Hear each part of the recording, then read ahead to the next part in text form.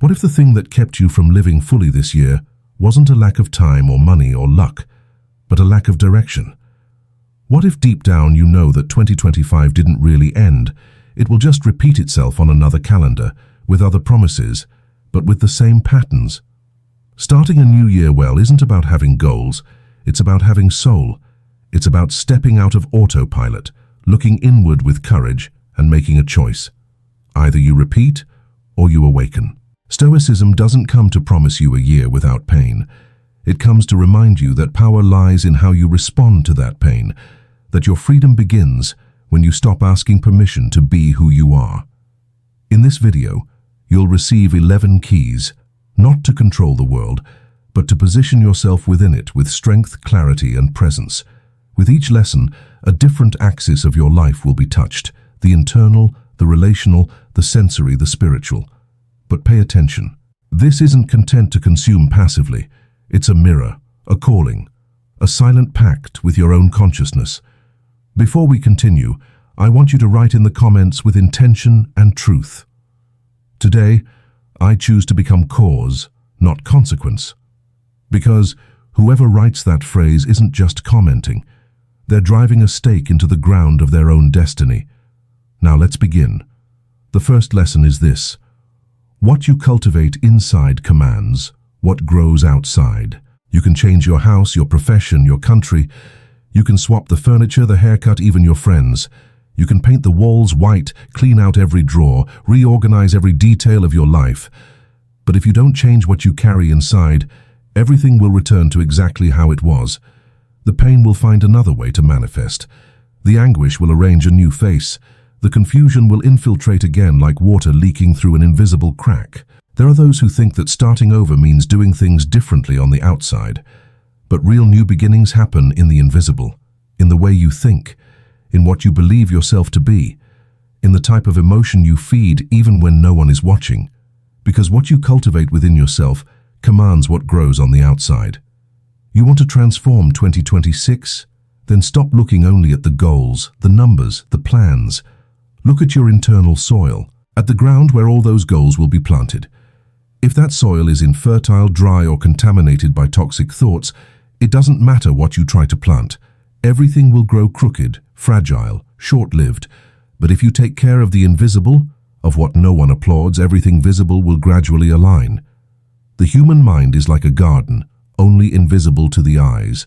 Every day you scatter seeds, a word you repeat mentally, a memory you insist on revisiting, a judgment you feed, a comparison you can't let go of.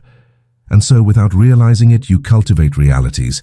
What you water grows, even without wanting it to. If you keep saying you're not capable, that things never work out for you, that you're always behind, those words take root and wrap their branches around your present. Every time you allow a negative thought to repeat, you deepen the roots of a story that should have ended long ago. And the more you repeat it, the more it seems like truth. Until one day you stop questioning and start living as if that were your limit, when in reality, it was just a poorly cultivated belief. This is why Stoicism doesn't talk about changing the world. It talks about changing yourself. The Stoics knew that the reality around us isn't just a neutral backdrop. It's a mirror. It reflects what we carry and returns to us every day, the contents of our consciousness. You wake up already feeling behind, pressured, as if time were your enemy. Maybe you're living according to a ruler that wasn't made for you. You feel envy, guilt, constant irritation. Maybe you're trying to fit into a life that wasn't built from what you truly desire, but from what you think you should want. There's a big difference between these two things, and you can only perceive this difference when you stop looking outward and start listening to the silence within. There's a type of loneliness that isn't an absence of people. It's an absence of inner truth. You're surrounded but empty, and this happens when you disconnect from what is yours, from what pulses in your essence. When you live on autopilot, comparing your life with others, seeking validation where there should only be presence. You don't need to be accepted to be complete. You need to be honest.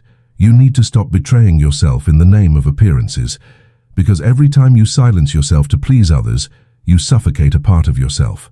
Every time you force yourself to smile when you're crumbling inside, you widen the distance between who you are and who you show yourself to be. And that exacts a price. a high price. 2026 can be your year, but not because of a new planner or an online course. It can be your year because you finally decided to stop living as a stranger inside your own life. Stop and observe how you've been treating yourself. What kind of thoughts do you tolerate in your mind? Have you been your own support or your own saboteur? Because everything starts there, not on the first business day of the year, on the first thought of the morning, in how you get out of bed, in what you say to yourself when you make a mistake, in what you choose to silence, in what you accept as routine even though you hate it. And here's a truth that might hurt, but also liberate. Your life is the way it is because you allowed it, sustained it, or silenced it. And if that's true, then your life can be different, because it depends on where you choose to place your consciousness. There's no point in wanting a new cycle while carrying old patterns. No point in changing the calendar if you insist on the same thoughts. The world only changes when you change what the world reflects. Your own presence. It's time to clean your internal garden. Cut what no longer flourishes. Throw away the rotten roots. Change the soil. Plant with intention. Nurture with patience. And above all, protect with firmness. Because everything you let grow inside you becomes the foundation of what you call life. And if what grows in you is anger, scarcity, fear, or guilt, what grows around you will be confusion, failure, pain, and repetition. But if what grows is calm, clarity, conviction, and truth, what flourishes outside will be lightness, focus, direction, and freedom. 2026 won't be a new year. It will just be a new reflection of what you decide to carry inside from now on. If this first lesson is already resonating with you, hit the like button. It tells me you're ready to look inward before looking outward. The second lesson goes deeper. Mastering the world is useless if you're a slave to yourself. Have you noticed how most people seek control? Control over their career, their routine, their image in others' eyes. Some try to control the future, relationships, even the opinions of strangers. They live at war with the unexpected, with imperfection, with everything that escapes the idealized plan. But there's a more important question than all of this. Do you have control over yourself? Because it's useless to conquer everything the world values if inside you're being commanded by impulses, reactions, addictions, and fears. True failure isn't losing control of what's outside. It's never having conquered what's inside. Stoicism doesn't talk about dominating the world. It talks about dominating yourself. And this is perhaps the most challenging and liberating task of existence, because the world can knock you down. But if you're master of yourself, no one can keep you on the ground. Now look honestly, how many times have you exploded inside over something small? How many times have you reacted on autopilot, later regretting words, decisions, or silences? How many times have you feared losing something that was never really yours? And more importantly, how many times did you know what was right but couldn't do it? That's where the human conflict lives. The mind knows. The body hesitates. The impulse wins. Being free isn't doing whatever you want. Being free is having dominion over yourself. It's being able to choose with clarity even when the whole world screams for you to react. It's knowing how to say no to what seems urgent but wounds your essence.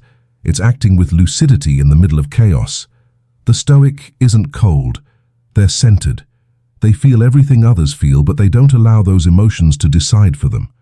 They hear the fear, but they walk. They recognize the anger, but they choose silence. They notice the pride, but they practice humility.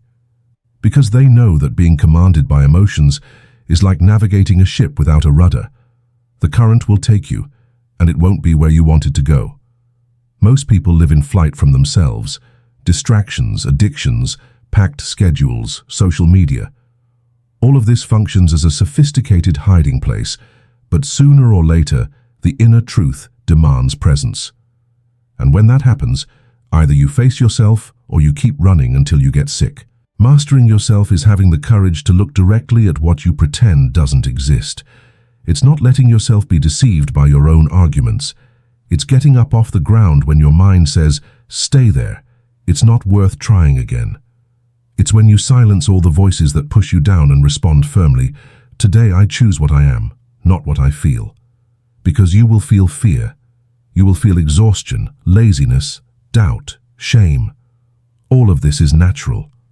But what defines you isn't what you feel. It's what you do with what you feel. And you only begin to truly change when you realize you don't need to be motivated to act. That discipline is born when you understand your life is worth more than your mood of the day, that your mission is greater than your anxiety, that your calling is more sacred than your momentary hesitation. Mastering yourself isn't becoming a flawless machine. It's being a human with consciousness. It's feeling everything that needs to be felt, but choosing with lucidity. It's living with intensity without being dragged by childish impulses. It's building a firm, silent presence that doesn't need to impose itself because it simply sustains itself. Life won't be gentle all the time. People won't understand your choice of silence, of constancy, of balance, but that doesn't matter because you're no longer trying to control what's outside. You're finally beginning to govern what's inside. And when that happens, everything changes. Fear loses its strength, anger loses its space, doubt loses its throne. Because you understood, the greatest territory you can conquer is your own being, and no one can take that except you yourself. Subscribe to this channel if you're finding value in this. We're building something here for people who want to live with intention, not just exist on autopilot. The third lesson is about noise. Avoid the noise. It dulls the soul. The modern world has a horror of silence, as if every second of quiet revealed something no one wants to face. So there's always background music, a video playing, a phone alert, some noise filling the void. And you get used to it. Like someone adapting to a polluted city. You think everything's fine, but gradually you lose your fine sense of smell, your delicate hearing, your ability to perceive nuances. When silence appears, it feels strange. It feels like absence. But what it actually is presence. The presence of what's inside, of what you stopped hearing because the noise outside became too constant. And the problem isn't just auditory. The problem is that this external noise dulls the internal world. Have you noticed how much harder it is to think clearly when you're constantly exposed to stimuli? Harder to feel deeply when something is always calling you, interrupting you, distracting you. You think you're informing yourself, but you're just fragmenting yourself. You believe you're relaxing, but you're just numbing your body with content that asks nothing of you except the next reaction. And so the soul gradually dims, not for lack of strength, but for lack of space. The Stoics didn't live in silence by accident.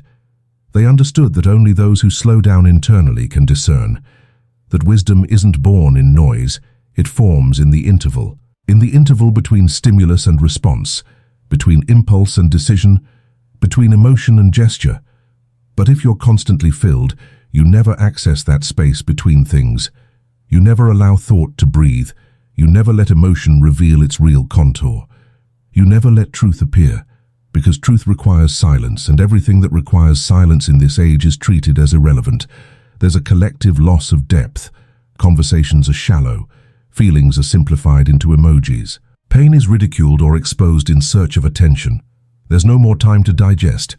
Everything needs to be immediate, instant, repostable. And in this, the soul, which is slow, patient, demanding, falls silent. It refuses to compete with stimuli. It withdraws, it waits. But it doesn't disappear, it gets sick. And this sickness of the soul appears in increasingly common forms. Chronic anxiety, fatigue without reason, lack of real pleasure, difficulty concentrating, emptiness after consuming what promised to fill. You might be wondering, but what do I do with this? I can't just leave the world, live in isolation. And the answer isn't in isolation, it's in discernment.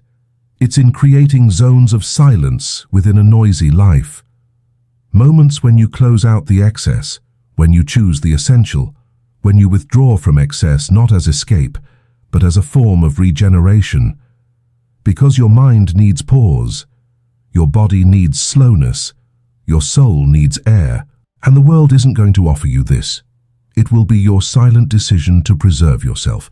Start with small gestures. Don't take your phone to bed. Eat meals in silence. Walk without earphones. Sit for 5 minutes just to listen to your breathing. Turn off notifications that bring you nothing but anxiety. Don't see silence as punishment. See it as fertile ground. It's in silence that you'll hear new ideas, that you'll remember forgotten feelings, that you'll understand decisions that until yesterday seemed confusing. Silence returns you home. It reminds you of what's real. It forces you to feel. And feeling, even when uncomfortable, is always better than numbing yourself. Avoiding noise isn't about rejecting the world. It's about protecting your clarity. It's about not allowing your mind to become just a repository of others' voices. It's about not living in reaction to what reaches you, but choosing what crosses through you.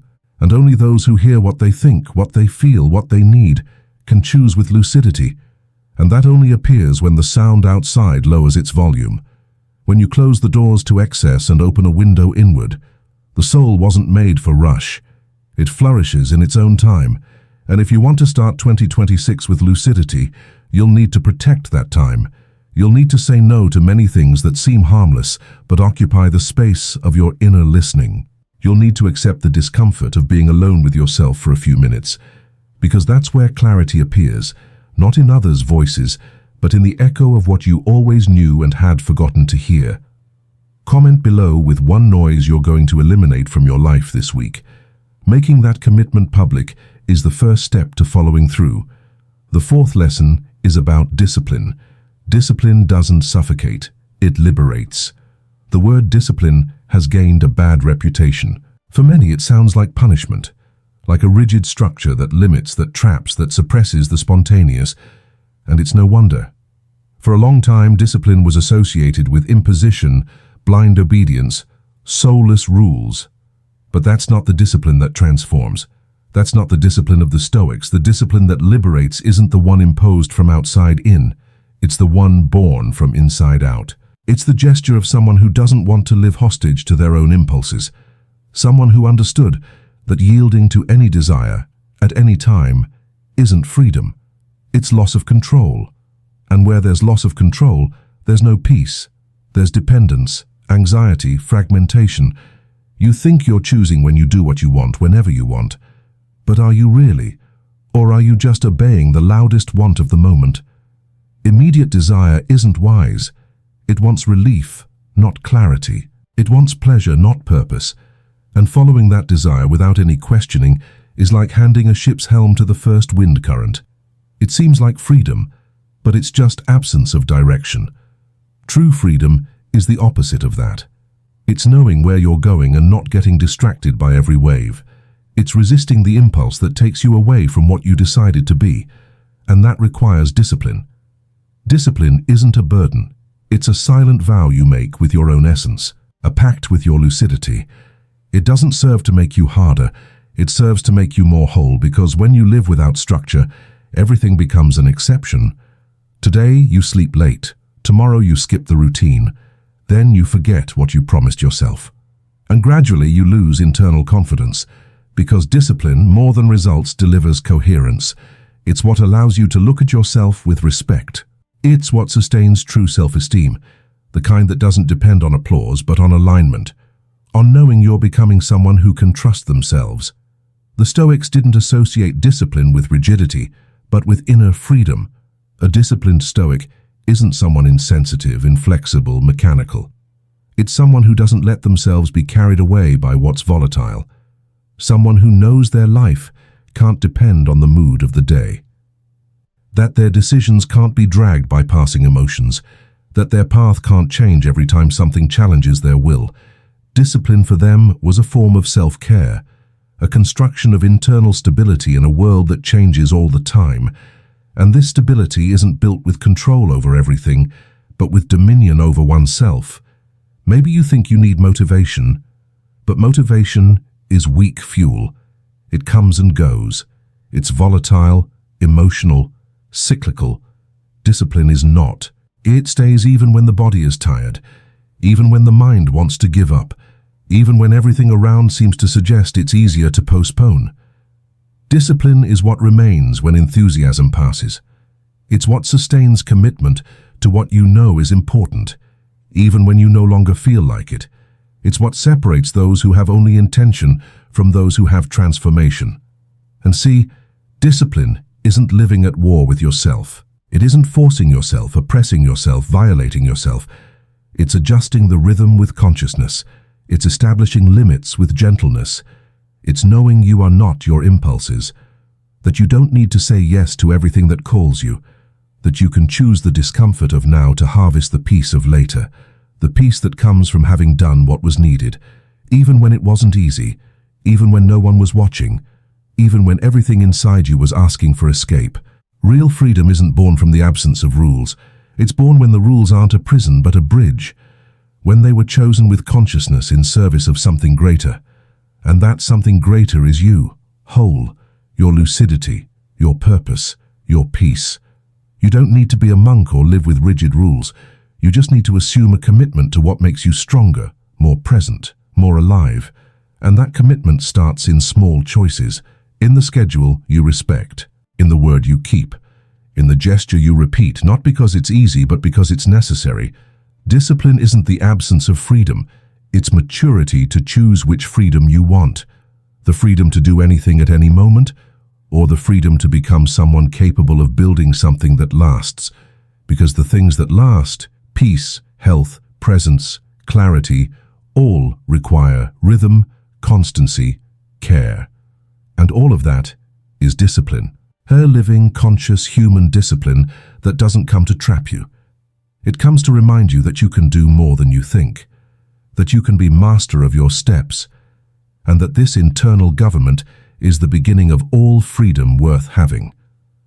The fifth lesson returns you to your body. Returning to the body is returning home.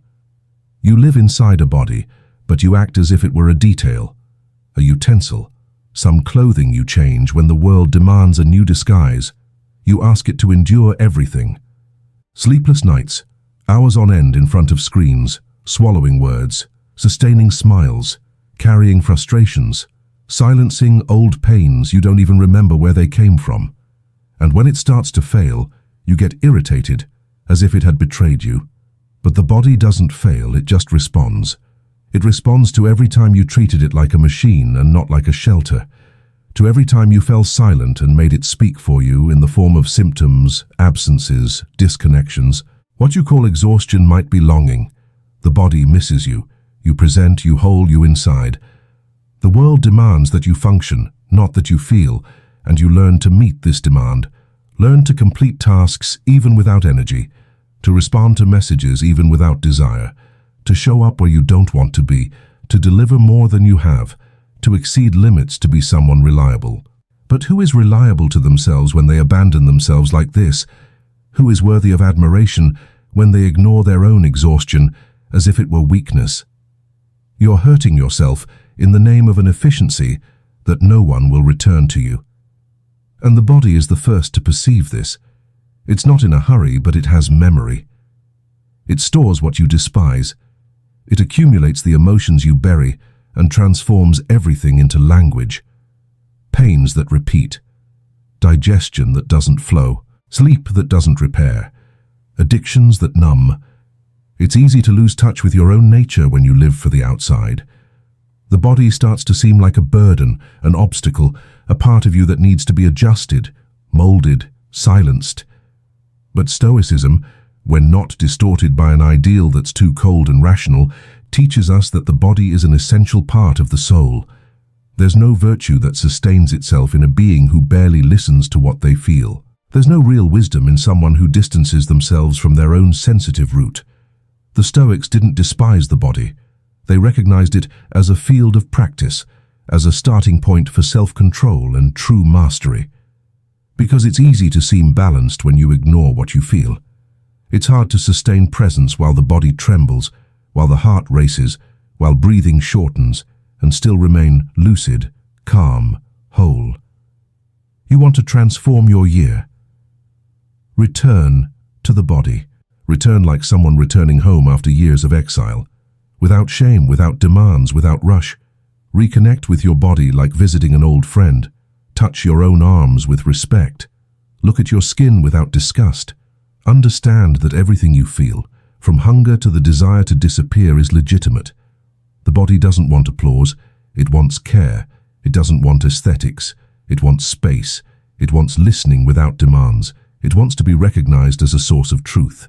Because it is. The body never lied to you.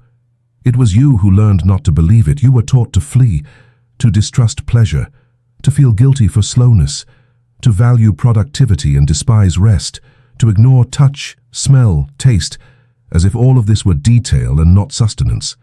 You became absent inside your own flesh, and that has a price. When you don't inhabit the body, you inhabit the void, and when you inhabit the void, you try to fill it with too much food, with too much noise, with too many distractions. But what the body asks for isn't excess, it's presence. It's silence so it can finally tell you everything you pretended not to see. And it tells you, not in words, but in symptoms, in sensitivities, in absences of pleasure, in breaks in rhythm.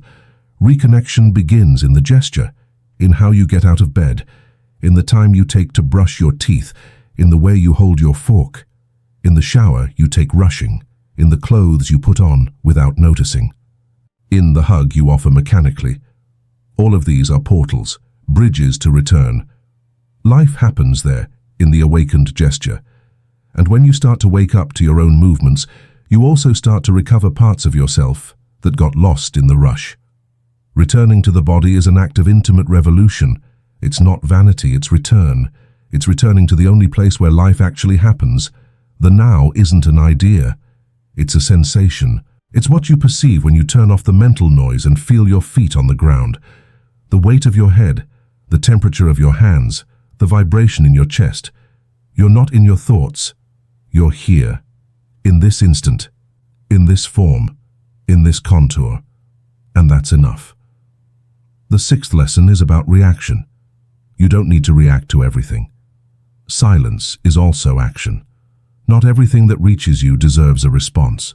Not every provocation needs to be fought. Not every attack requires defense. But we live in a time that teaches the opposite, a time when silence is seen as weakness, retreat as defeat, and not reacting seems synonymous with submission. That's why you feel you need to explain yourself all the time, to justify yourself even when you're right, to show your version, rebut criticisms, prove your truth, as if the value of who you are depended on the approval or understanding of those who aren't even willing to listen. But the truth is that many times the highest act of strength is not reacting, not out of fear but out of lucidity, because there are noises that aren't worth your energy. There are confrontations that are emotional traps, and there are people who don't want to converse. They want to win. The Stoics knew this. For them, true freedom isn't in saying everything you think, but in choosing what deserves to be said. They practice containment, not as repression, but as a form of self-control. Because they knew that by reacting impulsively, you hand your peace to another person. You allow someone external to dictate the tone of your day. You allow a malicious comment to throw you off your axis. You allow a minor injustice to drag you into a state of anger that lasts hours, sometimes days. And the price of this isn't small. You lose energy, focus, joy. You lose time with something that often wasn't even yours. It just crossed through you. But you decided to carry it. Reacting to everything is a disguised form of insecurity. It's as if you needed to constantly reaffirm who you are, as if every disagreement were a threat to your identity. But a solid identity doesn't need to defend itself all the time. It breathes. It allows things to pass without entering. It understands that others have the right to think differently, to be wrong, to not understand. And still, that doesn't change who you are. When you realize this, silence transforms. It stops being absence and becomes presence. A firm presence that doesn't shout but affirms, that doesn't attack but maintains, that doesn't need a stage because it already has clarity of its own voice. You don't need to respond to everything. Don't need to return in the same coin. Don't need to correct every misinterpretation or prove every truth of yours. Because in time, silence reveals what the urgency of confrontation tries to erase. And most of the time, what really bothers you in another's words isn't the words themselves. It's how much you still need to be seen with justice. But justice won't always come. There won't always be recognition. There won't always be a return. And that doesn't need to be a tragedy. It can just be part of the path of maturing, part of learning to give yourself what you expected so much from outside. Validation, listening, understanding. Silence, when chosen with consciousness, is sacred territory. It gives you time to observe what's real. It prevents you from regretting words spoken in anger. It protects you from the wear of useless discussions. And above all, it returns the power of choice to you. Because reacting automatically is being a puppet. It's being at mercy. But when you breathe before responding, when you wait before judging, when you observe before acting, you become the author of your presence.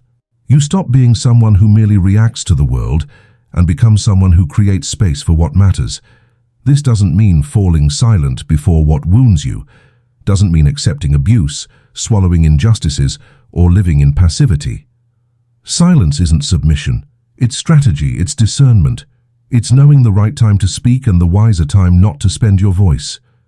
Because there are fights you choose and others that just drain your light. There are debates that elevate you and others that poison you. And knowing this difference is emotional maturity. It's not letting yourself be fooled by the impulse to be right, when what you really need is to maintain your peace. Starting 2026 with more strength doesn't mean speaking louder. It means listening better. It means hearing what really needs to be said and letting the rest go without lodging. It means understanding that your peace is worth more than any quick response, that your lucidity is worth more than any wounded pride, and that in the end what remains is what was cultivated in silence.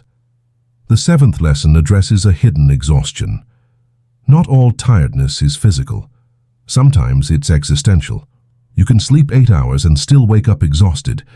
You can take a vacation and return with a heavier soul than before. You can reduce tasks, delegate functions, reorganize your schedule, and still continue feeling that something is always weighing on your chest, as if every step required more than you can give. This tiredness isn't muscular. It doesn't resolve with coffee or rest, because it's not of the body, it's of the soul. It's the type of tiredness that doesn't come from what you do, but from what you stopped living. It's born when your actions no longer converse with your values. When you're present in what you do but absent from yourself. When you meet all the goals but none of them moves you anymore. Modern life has normalized this exhaustion. Productivity became a medal. The rush became identity. The accumulation of tasks became synonymous with importance. But the body feels, and when it feels, it warns. First with small alerts. Difficulty concentrating. An impatience that wasn't common, a constant desire to distract yourself. Then, with deeper signs. Apathy, loss of meaning, chronic discouragement. You feel you're functioning but not living, operating in automatic mode without pleasure, without presence, without brightness in your eyes. And the most dangerous thing is that you get used to it. You start thinking it's normal to always be tired. You start laughing, saying, "I can't take it anymore," as someone who already accepts that life is just this. But it isn't. It shouldn't be.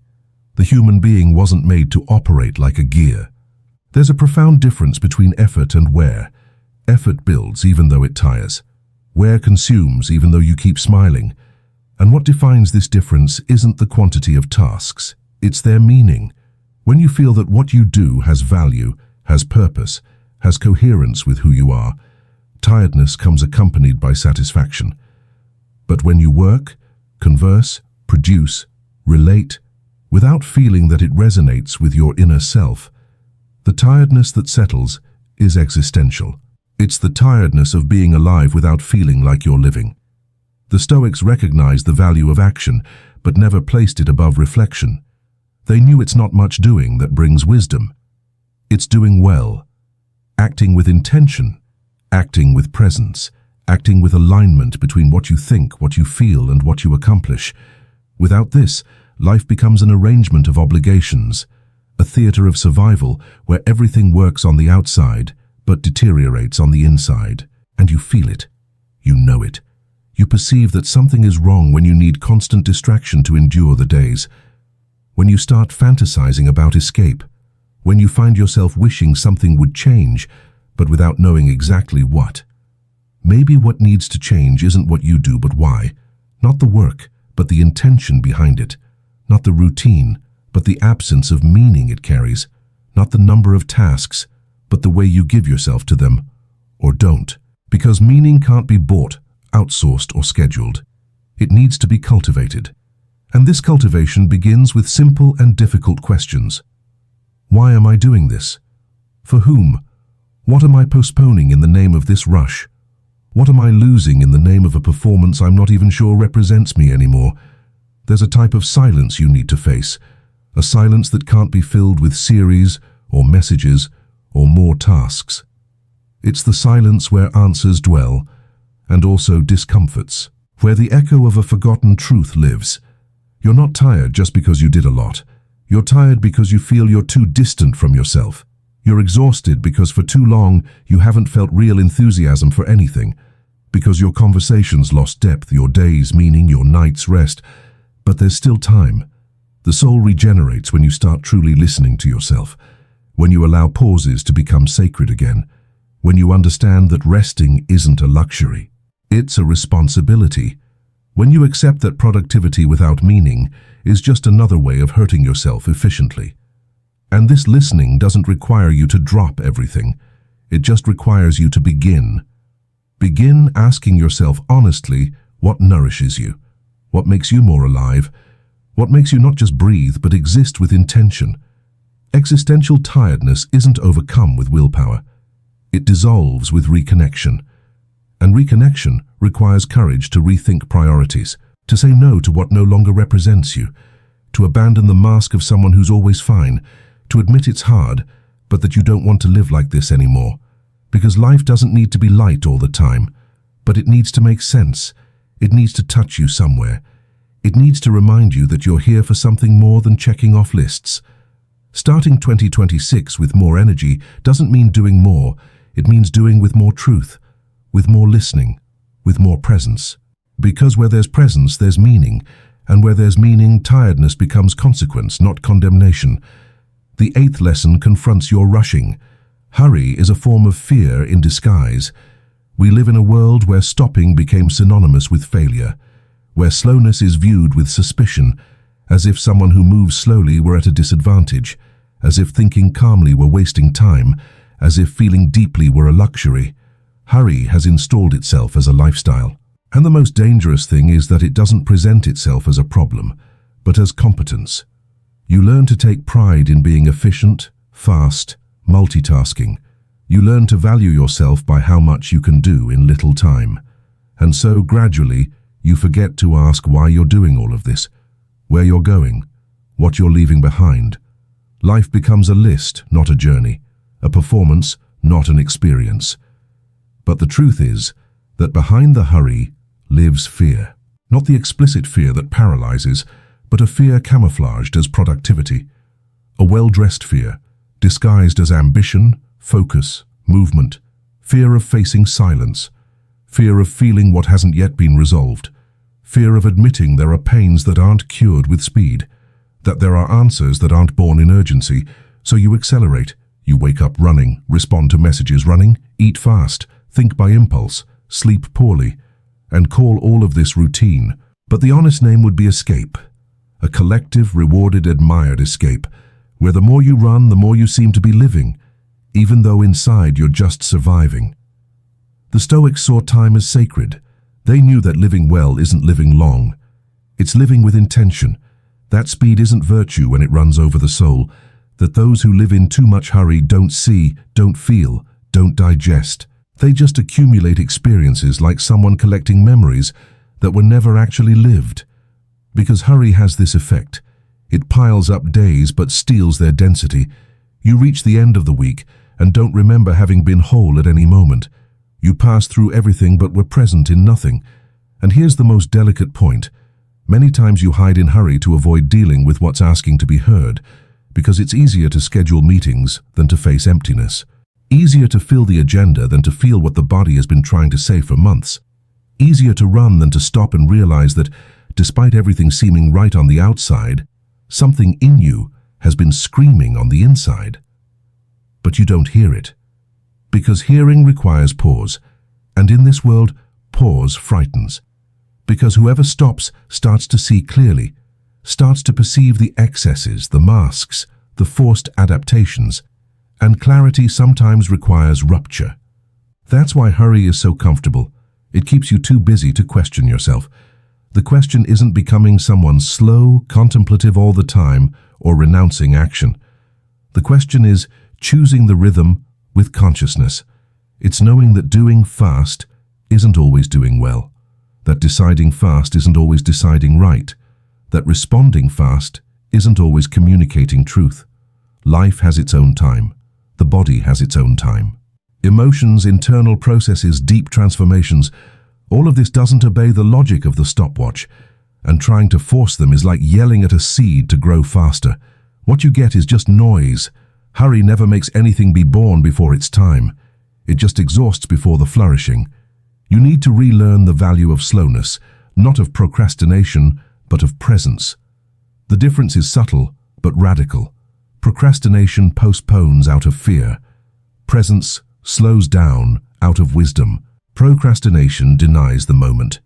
Presence honors it, and this presence only becomes possible when you admit you're not a machine, that you don't need to produce all the time, that you don't need to correspond to everything all the time, that you can say it's not yet time, that you can refuse imposed urgency and choose the time that respects your wholeness.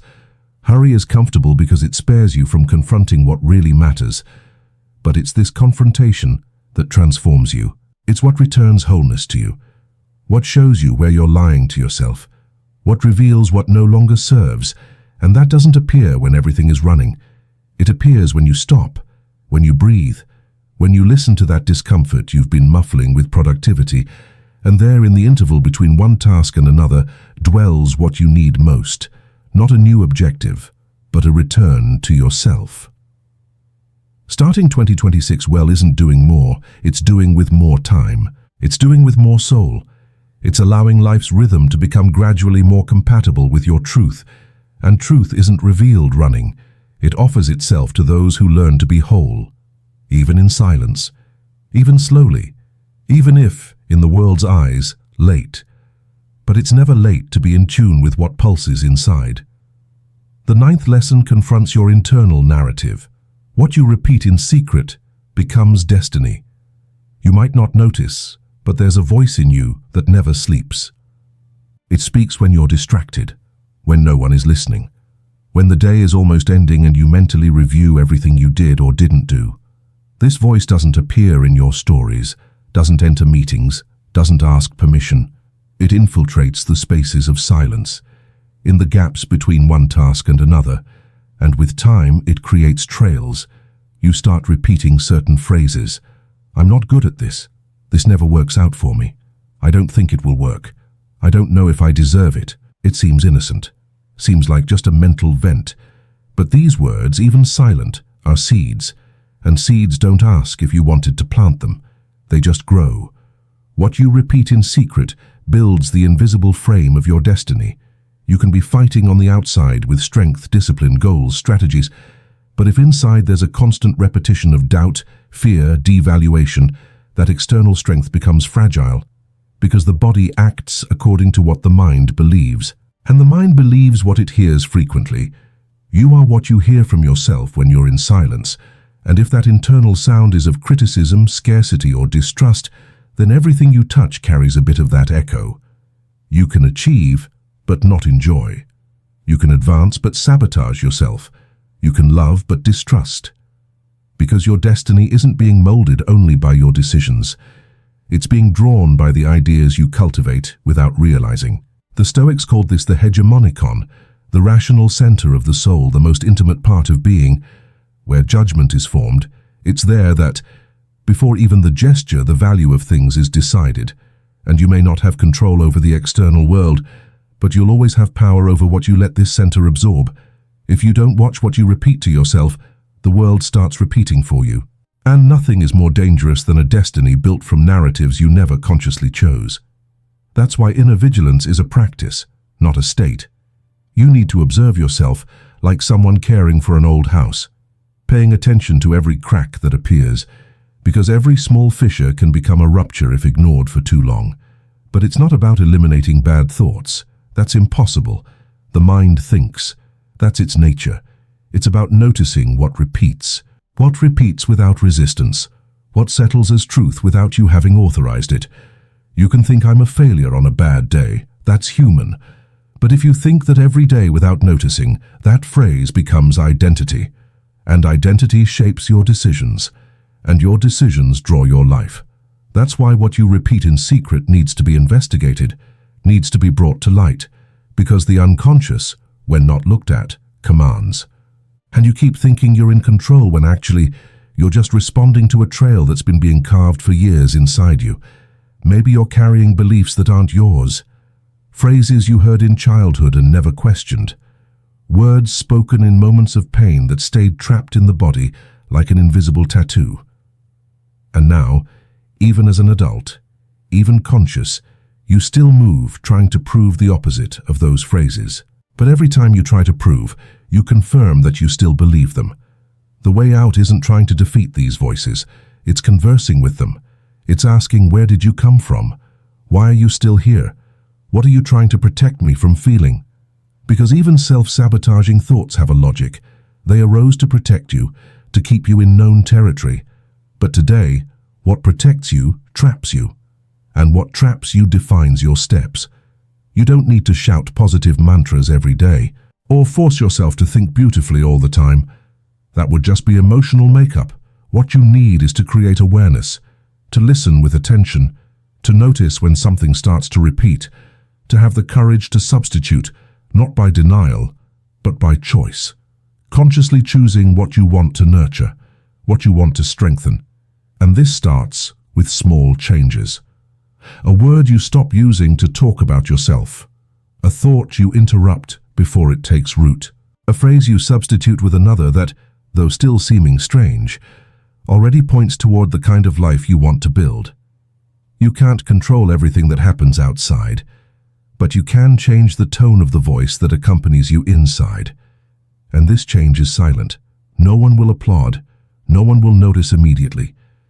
But gradually you feel it.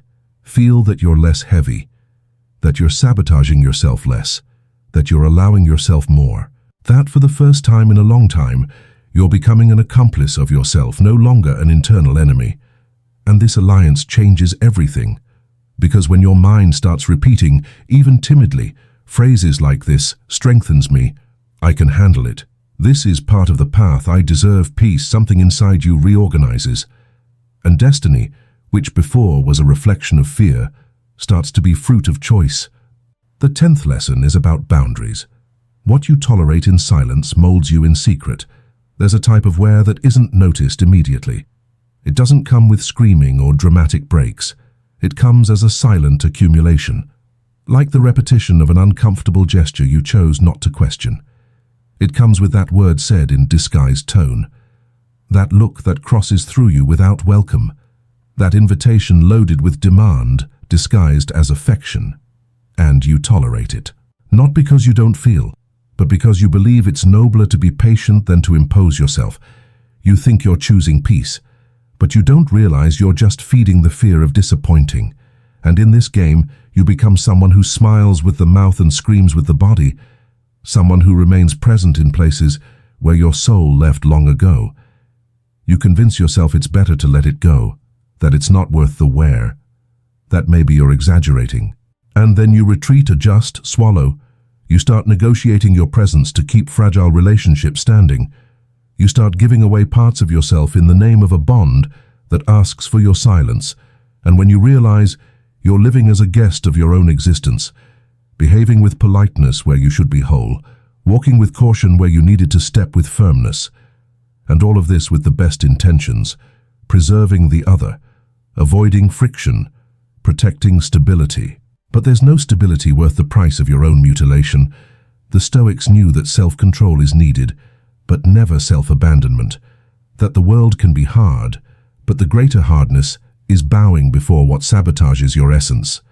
They didn't ask for passivity before disrespect. They asked for clarity before what's acceptable. And the clarity that's missing today is born from the distortion we made of maturity. You learned that growing up is knowing how to endure, when maybe growing up is knowing up to wear no more. Because enduring everything isn't strength, it's fatigue.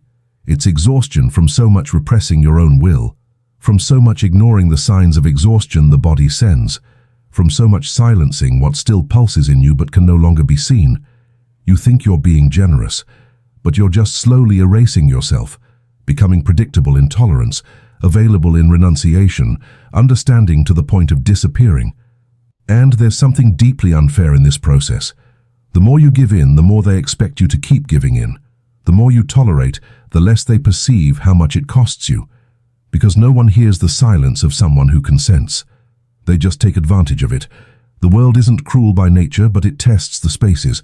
And if you never say where it ends, they'll step on you thinking they're walking on common ground. There comes a time when the pain of silence becomes greater than the fear of conflict. A time when you can no longer pretend that what hurts is irrelevant. And then, something inside you cries out for truth. And that truth doesn't shout. It just rises with dignity.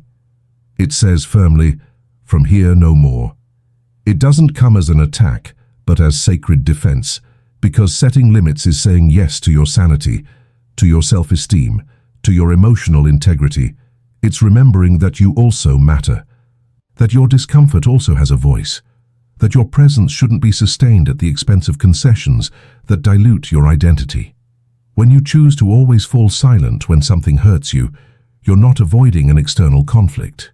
You're initiating an internal war, because your body feels, your mind records, your soul perceives every time you turn your back on yourself, and these accumulated small betrayals transform into symptoms: insomnia, anxiety, repressed anger, apathy, demotivation. Not because you're weak, but because no one can bear to live in constant contradiction between what they feel and what they show. Healing begins when you decide not to lie to yourself anymore. When you recognize that keeping the other comfortable at the expense of your own discomfort isn't empathy, it's emotional slavery. When you understand that love, respect, and presence are only worth it if you can be whole. Whole isn't intransigent. It isn't rigid. It isn't aggressive. Whole is just someone who refuses to exist by halves, who learned that your light wasn't made to fit in spaces that require darkness to accept company, who understood that you don't need to dilute yourself to be loved, or bow to be heard. You don't need to explode, don't need to break with everything, but you need to stop building with what hurts you, need to stop calling peace this truce where only you lower your head, need with courage and tenderness to rebuild your presence where it was used as convenience. This is possible, but it starts with a gesture, hearing the discomfort, naming what hurts, saying in a firm voice, even if trembling, that you're no longer available for relationships that only exist when you disappear. From the moment you refuse the silence that annuls you, something in you is reborn. Something that was asleep awakens. Your voice gains body. Your posture changes. And the world, even if it doesn't perceive immediately, starts to understand. Here lives someone who respects themselves. Someone who learned, perhaps with pain, that what you tolerate builds the invisible walls of your internal house, and that no house should be built with the material of omission. The 11th and final lesson transforms suffering. Not everything that hurts is injustice. Sometimes it's a midwife. There's a moment when you stop asking why me and start asking what still needs to be born in me. Not always does this turn happen consciously. Sometimes it's forced by loss, by falling, by the sudden interruption of a plan that seemed certain. Other times, it's slow, like the maturation of a wound that, tired of festering, starts asking for meaning. You look back and realize the deepest pains didn't destroy you. They molded you. That what dismantled you later organized you inside. And that not all pain came to punish you. Some came to birth versions you would never have accessed in comfort. Stoic philosophy didn't reject suffering. It didn't idolize it either. But it also didn't avoid it as something shameful. On the contrary, it treated it as a function of nature, like cold rain time. Something you don't control, but that when understood can become a path of transformation.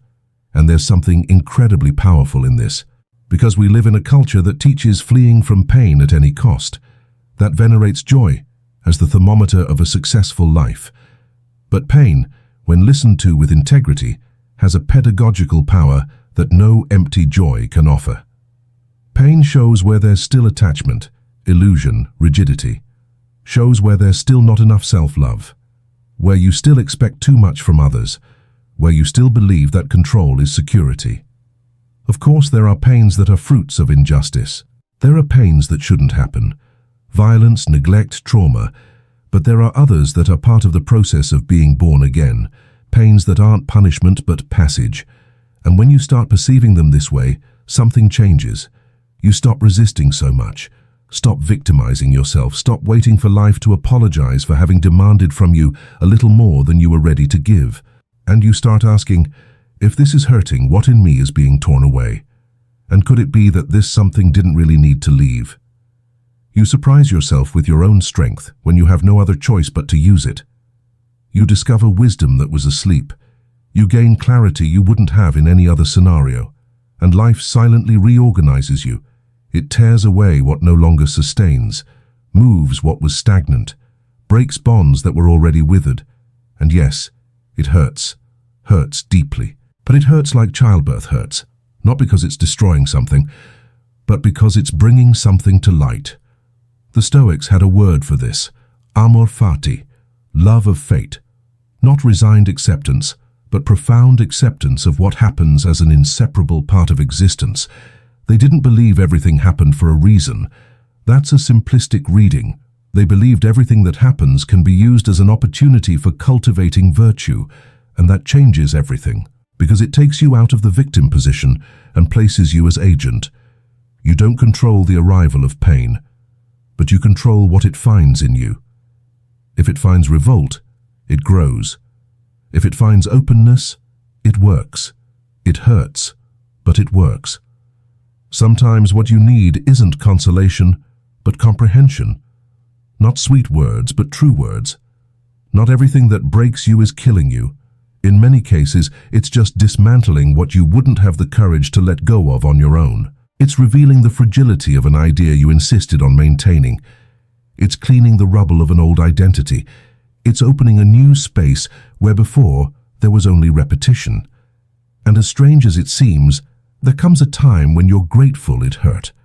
Not in the romantic sense, not in the masochistic sense, but in the most intimate sense, because it was there that you learned to return home, that you discovered you can survive even without what you thought was essential, that you found layers of your soul that had never seen the sun, that you finally began to walk on your own.